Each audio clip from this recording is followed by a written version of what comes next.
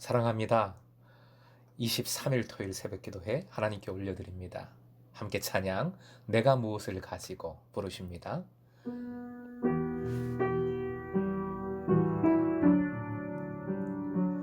내가 무엇을 가지고 여호와 앞에 나아가며 높으신 하나님께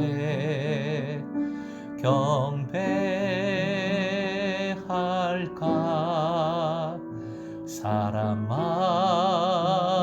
주께서 선한 것을 보이셨나니 여호와께서 내게 그 하시는 것은 공의를 행하고 인자를 사랑하며 겸손히 내 하나님과 함께 행하는 것이라. 오늘 말씀은 마태복음 5장 38절에서 48절까지 생명의 삶 126쪽입니다. 함께 주신 말씀 읽겠습니다. 또 눈은 눈으로 이는 이로 갚으라 하였다는 것을 너희가 들었으나 나는 너희에게 이르노니 악한 자를 대적하지 말라. 누구든지 내 오른편 뺨을 치거든 왼편도 돌려대며 또 너를 고발하여 속옷을 가지고자 하는 자에게 겉옷까지도 가지게 하며 또 누구든지 너로 억지로 오리를 가게 하거든 그 사람과 심리를 동행하고 내게 구하는 자에게 주며 내게 꾸고자 하는 자에게 거절하지 말라. 또 내 이웃을 사랑하고 내 원수를 미워하라 하였다는 것을 너희가 들었으나 나는 너희에게 이르노니 너희 원수를 사랑하며 너희를 박해하는 자를 위하여 기도하라. 이같이 한즉 하늘에 계신 너희 아버지의 아들이 되리니 이는 하나님이 그 해를 악인과 선인에게 비추시며 비를 의로운 자와 불의한 자에게 내려주심이라. 너희가 너희를 사랑하는 자를 사랑하며 무슨 상이 있으리요? 세리도 이같이 아니하느냐? 또 너희가 너희 형제에게만 무난하면 남보다 더하는 것이 무엇이냐? 이방인들도 이같이 아니하느냐? 그러므로 하늘에 계신 너희 아버지 온전하심과 같이 너희도 온전하라. 48절 한 번 더 읽겠습니다. 48절 그러므로 하늘에 계신 너희 아버지의 온전하심과 같이 너희도 온전하라. 오늘의 기도 제목 하나님의 사랑에 완전히 지배당하는 삶을 살게 하소서. 하나님의 사랑에 완전히 지배당하는 삶을 살게 하소서. 계속 반복하게 되네요. 예수님은 소금과 빛의 삶, 즉 착한 행실을 말씀의 완전한 순종으로 설명해 주고 계십니다. 당시 유대 종교 지도자들이 말씀대로 산다고 하는데 얼마나 형식적이고 가식적이고 이율 배반적인지를 잘 깨우쳐 주고 계십니다. 그러면서 산 위에 올라온 제자들, 즉 참된 하나님 나라의 백성, 제자로 살아가는 이들의 착한 행실, 근원적인 순종을 이렇게 행하라 명해 주시는 것이지요. 지금까지 살인, 간음, 이혼, 맹세 등의 금지 명령을 새롭게 명해 주셨습니다. 오늘 본문은 5번째죠. 복수 금지와 마지막 6번째 명령, 원수 사랑의 말씀을 전해 주십니다. 원리는 항상 너무 중요하니까 또 반복합니다. 자꾸 반복해야 됩니다. 이런 거지요. 드러난 행동으로만 행함이 착한 행실, 의로운 행실이 아닙니다. 제자된 자의 삶이 아닙니다. 하나님께서 원하시는 본래의 의미대로 하나님 뜻대로 순종해야 합니다. 말씀을 자기 사역대로 변질시켜 형식만 눈에 보이는 것만 그럴듯하게 행하였다가는 지옥불에 던져지는 거지요. 불순종일 뿐만 아니라 그거는 성령을 기만하고 회방하며 거짓의 영으로 사는 것이기 때문입니다. 복수는 예수님 시대에 당연한 겁니다. 눈에는 눈, 이에는 이입니다. 이는 사적인 복수를 막는 오히려 정의로운 사회법으로 여겨졌습니다. 이러한 상황에서 예수님은 하나님의 뜻은 눈에는 눈, 이에는 이가 아님을 다시 정확히 알려주십니다. 39절 하반절 보시면 폭력적인 상황이 나오죠.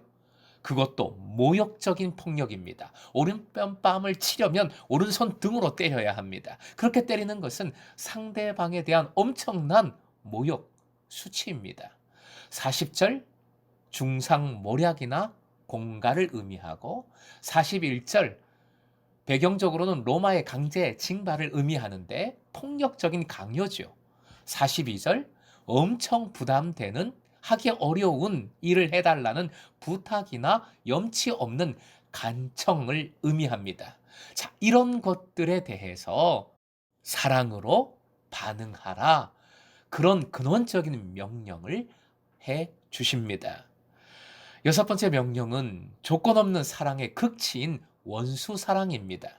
구약적인 사랑, 즉 당시 유대인들이 알고 행했던 사랑은 동족 사랑입니다. 이방인들, 이방 종교 신봉자들은 미워하고 증오하고 심지어 죽여도 됩니다. 그래서 사울이 유대교가 아닌 이단인 것이요. 스데반 집사의 죽음에 동참한 것은 하나님을 위한 열정인 겁니다. 그래서 무찌르자 로마, 죽이자 로마인들 당연했던 겁니다. 그런데 예수님은 바로 그 한계를, 사랑의 한계를 허물라 원수를 사랑하라 명하고 계십니다. 사랑하는 예배자 여러분, 믿음의 사람들은 원수를 만들지 않아도 믿음 때문에 원수가 생기지요. 예수님은 하나님과 만몬을 동시에 섬길 수 없다 하셨습니다.